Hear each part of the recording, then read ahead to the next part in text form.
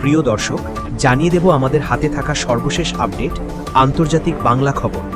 চ্যানেলটি সাবস্ক্রাইব করে আমাদের সাথেই থাকুন। যুদ্ধ শেষে আরও শক্তিশালী ইরান, প্রশ্নের মুখে মার্কিন আধিপত্য। মধ্যপ্রাচ্যে দীর্ঘ ৩ মাসেরও বেশি সময় ধরা চলা যুদ্ধের অবসান ঘটাতে একটি সমঝোতায় পৌঁছেছে যুক্তরাষ্ট্র ও ইরান। মার্কিন প্রেসিডেন্ট ডোনাল্ড ট্রাম্পের সঙ্গে ইরানের সমঝোতা চুক্তিটি যদি শেষ মুহূর্তে কোনো বাধা ছাড়াই কার্যকর হয়, তবে এটি এমন একটি যুদ্ধের সমাপ্তি ঘটাবে বিশ্লেষকদের মতে, যা ছিল ট্রাম্পের এখন পর্যন্ত সবচেয়ে বড় পররাষ্ট্রনীতিগত ভুল। এই যুদ্ধ শুধু যুক্তরাষ্ট্রের প্রতিপক্ষদের মোকাবিলার সক্ষমতা নিয়ে প্রশ্ন তোলেনি, বরং বিশ্বজুড়ে ওয়াশিংটনের প্রভাব ও মিত্রদের অস্থার ওপরও প্রভাব ফেলেছে। বিবিসির আন্তর্জাতিক বিশ্লেষক জেরেমি বোয়েনের বিশ্লেষণে বলা হয়েছে, ইরানের সঙ্গে সংঘাত যুক্তরাষ্ট্রের শক্তির সীমাবদ্ধতা সামনে এনেছে। তার মতে, এই যুদ্ধ যুক্তরাষ্ট্রের প্রতিপক্ষদের নিরুৎসাহিত করার সক্ষমতা দুর্বল করেছে ও উপসাগরীয় অঞ্চলের তেল সমৃদ্ধ আরব রাজতন্ত্রগুলোর সঙ্গে ওয়াশিংটনের সম্পর্কেও চাপ তৈরি করেছে। তিনি বলেন, মধ্যপ্রাচ্যের অস্থিতিশীলতার মধ্যে স্থিতিশীলতার দ্বীপ হিসাবে পরিচিত উপসাগরীয় দেশগুলো এখন নিজেদের নিরাপত্তা ও কূটনৈতিক সম্পর্ক নতুনভাবে ভাবছে। এসব দেশের কর্মকর্তারা ব্যক্তিগতভাবে বিকল্প জোট এবং প্রতিবেশী ইরানের সঙ্গে সহ অবস্থানের পথ খোঁজার প্রয়োজনীয়তার কথা বলছেন। বিশ্লেষণে বলা হয়েছে, যুক্তরাষ্ট্র যখন ইরান যুদ্ধে বিপুল পরিমাণ অস্ত্র ব্যবহার করেছে, তখন চীনও পরিস্থিতি গভীরভাবে পর্যবেক্ষণ করেছে। ওয়াশিংটনের সামরিক সক্ষমতার বাস্তব সীমা কোথায় তা এই সংঘাত থেকে স্পষ্ট হওয়ার কথা অনেক পর্যবেক্ষক মনে করছেন। যুদ্ধের সমাপ্তি, তবে এটি শান্তি চুক্তি নয়। সমঝোতা স্মারকটি যুদ্ধের অবসান ঘটালেও এটি পূর্ণাঙ্গ শান্তি চুক্তি নয়।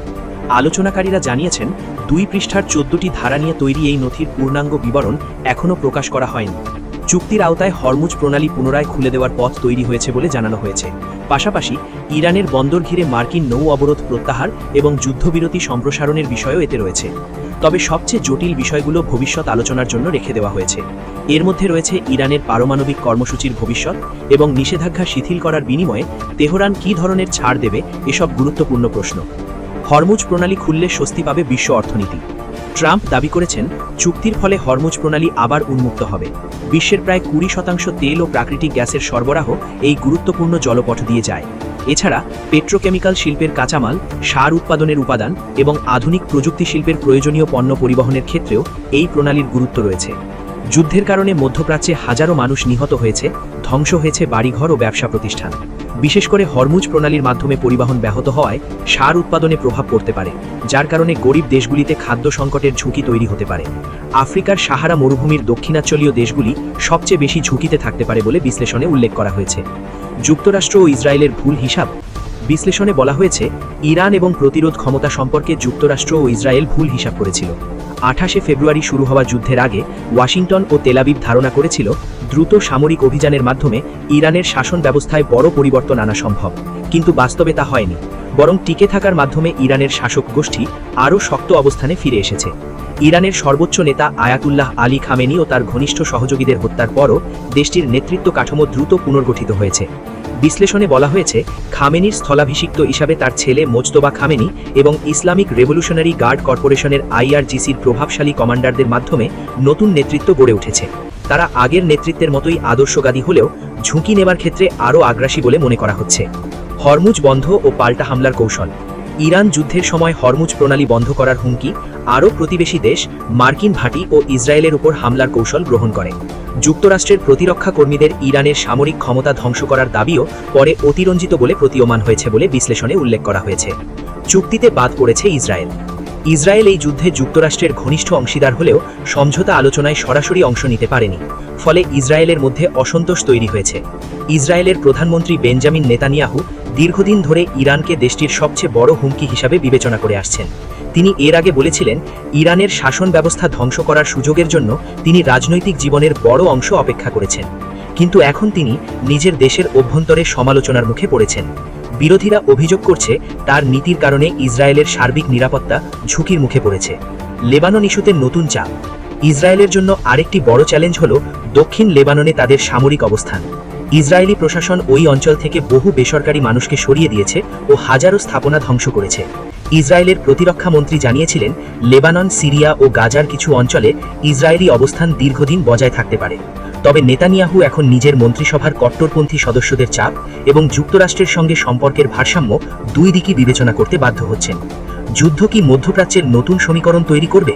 বিশ্লেষণে বলা হয়েছে, ইরান যুক্তরাষ্ট্র সমঝোতা মধ্যপ্রাচ্যে বড় পরিবর্তনের সম্ভাবনা তৈরি করতে পারে। তবে দুই দেশের মধ্যে গভীর অবিশ্বাস ও আদর্শগত সংঘাতের কারণে দীর্ঘমেয়াদী সমঝোতা এখনও অনিশ্চিত। এই যুদ্ধকে সংশ্লিষ্ট সকল পক্ষের জন্যই ব্যর্থতা হিসাবে দেখা হচ্ছে। ইরানের জনগণ এখনও কঠোর শাসনের অধীনে রয়েছে, আর যুক্তরাষ্ট্র তার অর্থনৈতিক ও সামরিক শক্তি ধরে রাখলেও ট্রাম্পের যুদ্ধ সিদ্ধান্তকে এমন এক পরাশক্তির পদক্ষেপ হিসাবে দেখা হচ্ছে যে পরিবর্তনশীল বিশ্বে নিজের প্রভাব ধরে রাখতে লড়াই করছে। সূত্র বিবিসি। এদিকে ইরানের সঙ্গে বিশ্বাসঘাতক যুক্তরাষ্ট্রের শান্তি চুক্তি মানবে না ইসরায়েল। ছড়িয়ে পড়েছে তীব্র ক্ষোভ ও হতাশা। যুক্তরাষ্ট্র ও ইরানের মধ্যে একটি শান্তি চুক্তি স্বাক্ষরিত হয়েছে বলে মধ্যস্থতাকারী দেশ পাকিস্তান গত রোববার গভীর রাতে ঘোষণা করেছে। এই ঘোষণার পরদিন গতকাল সোমবার সকালে ইসরায়েলে ছড়িয়ে পড়েছে তীব্র ক্ষোভ ও হতাশা। পাকিস্তানের প্রধানমন্ত্রী শাহবাজ শরীফ তার এক্স বা সাবেক টুইটার অ্যাকাউন্টে ঘোষণা করেন যে, আমরা অত্যন্ত আনন্দের সঙ্গে জানাচ্ছি যে যুক্তরাষ্ট্র ও ইসলামিক রিপাবলিক অফ ইরানের মধ্যে একটি শান্তি চুক্তি সই হয়েছে। গত ফেব্রুয়ারিতে ইরানের বিরুদ্ধে ইসরায়েল ও যুক্তরাষ্ট্রের যৌথ যুদ্ধ শুরু হওয়ার পর ওয়াশিংটন ও তেহরানের মধ্যস্থতাকারীর ভূমিকা নেন শাহবাজ শরীফ। তিনি জানান, এই চুক্তিতে লেবানন সহ সব যুদ্ধক্ষেত্রে অবিলম্বে এবং স্থায়ীভাবে সামরিক অভিযান বন্ধের বিষয়টি অন্তর্ভুক্ত রয়েছে। পাকিস্তান ও ইরান উভয় দেশই জানিয়েছে, এই চুক্তির মধ্যে লেবানন সহ সব ফ্রন্টে বা যুদ্ধক্ষেত্রে শত্রুতা অবসানের বিষয়টি রয়েছে। তবে ইসরায়েলি কর্মকর্তারা এই শর্তটি সরাসরি প্রত্যাখ্যান করেছেন। তারা জানিয়েছেন, ইসরায়েল এই চুক্তির শর্ত মানতে বাধ্য নয়। এই বক্তব্যের পরপরই সোমবার ইসরায়েলি বাহিনী দক্ষিণ লেবানন জুড়ে ধারাবাহিক হামলা চালিয়েছে। ইসরায়েলি সংবাদ মাধ্যম ওয়াইনেট গতকাল একটি প্রতিবেদনে জানিয়েছে, দেশটির প্রধানমন্ত্রী বেঞ্জামিন নেতানিয়াহু এখনও এই চুক্তির বিষয়ে প্রকাশ্যে কোনো মন্তব্য করেননি। তবে তিনি মার্কিন প্রেসিডেন্ট ডোনাল্ড ট্রাম্পকে বলেছেন, ইসরায়েল এই চুক্তি মানতে বাধ্য নয় এবং লেবানন নিয়ে ইরানের কোনো শর্ত তারা মানবেন না। নেতানিয়াহুর এ বক্তব্যের সুর ধরে গতকাল ইসরায়েলের প্রতিরক্ষামন্ত্রী ইসরায়েল কাটস বলেন, ইসরায়েলি সেনাবাহিনী কোনো সময়সীমা ছাড়াই লেবানন, সিরিয়া এবং গাজার নিরাপত্তা অঞ্চলগুলিতে অবস্থান করবে। কাটস আরও বলেন, ইসরায়েলের দখলে থাকা এলাকাগুলি থেকে বেসামরিক নাগরিকদের সরিয়ে নেওয়া হবে। ওই এলাকার বেসামরিক বাড়িঘরগুলি সন্ত্রাসী অবকাঠামো হিসেবে আখ্যা দিয়ে তিনি বলেন, সেগুলি ধ্বংস করে দেওয়া হবে। এই চুক্তিটি নিয়ে নিজের ক্ষোভ প্রকাশ করে এক্স অ্যাকাউন্টে একটি পোস্ট করেছেন চরম কট্টরপন্থী ইসরায়েলি অর্থমন্ত্রী বেজালেল স্মোট্রিচ। স্মোট্রিচ লিখেছেন, ইরানের সঙ্গে এই চুক্তি ইসরায়েল এবং পুরো মুক্ত বিশ্বের জন্য ক্ষতিকর। তিনি আরও বলেন, ইসরায়েলকে এখন একাই ইরানের বিরুদ্ধে তাদের অভিযান চালিয়ে যেতে হবে। সম্প্রতি লেবাননের সশস্ত্র সংগঠন হিজবুল্লাহর হামলার জবাবে বেইরুতের ভবনগুলি মাটির সঙ্গে মিশিয়ে দেওয়ার আহ্বান জানিয়েছিলেন স্মোট্রিচ। এখন এই চুক্তি হওয়া সত্ত্বেও লেবাননের সেনাবাহিনীকে পুরোপুরি স্বাধীনভাবে কাজ করার অনুমতি দেওয়া চলবে, তিনি জানান। এদিকে ইসরায়েলের জাতীয় নিরাপত্তা মন্ত্রী ইতামার বেন গভির এক্সে লিখেছেন, ট্রাম্পের চুক্তি আমাদের উপর বাধ্যবাধকতা তৈরি করে না। ইসরায়েল যুক্তরাষ্ট্রের কোনো অধীন রাষ্ট্র নয়, আমরা একটি স্বাধীন ও সার্বভৌম রাষ্ট্র।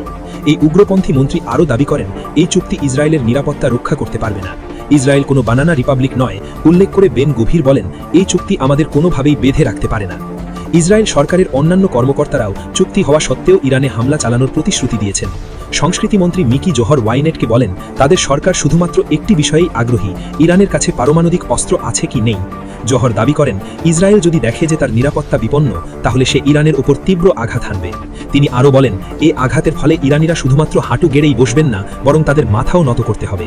সবশেষ জানিয়ে দেব, লেবাননে হামলা বরদাস্ত করা হবে না, বলছে ইরান। মধ্যপ্রাচ্যে যুদ্ধ বন্ধে যুক্তরাষ্ট্রের সঙ্গে সমঝোতা স্মারক চূড়ান্ত হওয়ার তথ্য নিশ্চিত করেছেন ইরানের পররাষ্ট্রমন্ত্রী আব্বাস আরাগাচি। তিনি জানান, সোমবার যখন যুক্তরাষ্ট্রের সঙ্গে চুক্তিটি চূড়ান্ত হয়, তখনই যুদ্ধের সমাপ্তি ঘোষণা করা হয়েছে। আগামী শুক্রবার থেকে চুক্তিটি আনুষ্ঠানিকভাবে কার্যকর হতে যাচ্ছে। মঙ্গলবার তেহরানে কূটনীতিকদের সঙ্গে আলাপকালে আরাগাচি এই মন্তব্য করেন। তবে একই সঙ্গে তিনি ইসরায়েল ও আঞ্চলিক পরিস্থিতি নিয়ে কঠোর হুঁশিয়ারি বার্তাও দেন। ইরানি পররাষ্ট্রমন্ত্রী স্পষ্টভাবে জানান, ইরান ও লেবাননের ওপর যুদ্ধবন্ধের বিষয়টি একে অপরের সঙ্গে ওতপ্রোতভাবে জড়িত। তিনি হুঁশিয়ারি দিয়ে বলেন, লেবাননের ভূখণ্ডে ইসরায়েলি দখলাধিপত্যের ধারাবাহিকতা বজায় থাকলে ইরান সেটিকে যুক্তরাষ্ট্রের সঙ্গে হওয়া সমঝোতা স্মারকের সরাসরি লঙ্ঘন হিসেবে বিবেচনা করবে। আরাগাচি বলেন, আমাদের মতে এই সমঝোতা স্মারকের দুই পক্ষ হল একদিকে যুক্তরাষ্ট্র ও ইসরায়েল এবং অন্যদিকে ইরান এবং হিজবুল্লাহ। কূটনীতিকদের সঙ্গে আলাপকালে আগামী দিনগুলোতে মার্কিন ইরান আলোচনা কিভাবে এগোবে তার একটি রূপরেখাও তুলে ধরেন ইরানের পররাষ্ট্রমন্ত্রী। তিনি জানান, সামগ্রিক আলোচনাটি প্রধানত দুটি ধাপে বিভক্ত। প্রথম ধাপে হরমুজ প্রণালীর স্থিতিশীলতা, যুক্তরাষ্ট্রের নৌ অবরোধ এবং ইরান ও ইসরায়েলের বোমা বর্ষণে পড়া ইরানের অবকাঠামোগত ক্ষয়ক্ষতির পর পুনর্গঠনের মতো বিষয়গুলি অন্তর্ভুক্ত থাকবে। আরাগাচি আরও যোগ করেন, আলোচনার পরবর্তী ধাপে পরমাণু সমস্যা এবং নিষেধাজ্ঞা প্রত্যাহারের বিষয়টি একটি চূড়ান্ত চুক্তির মাধ্যমে সমাধান করা হবে। সূত্র আল জাজিরা।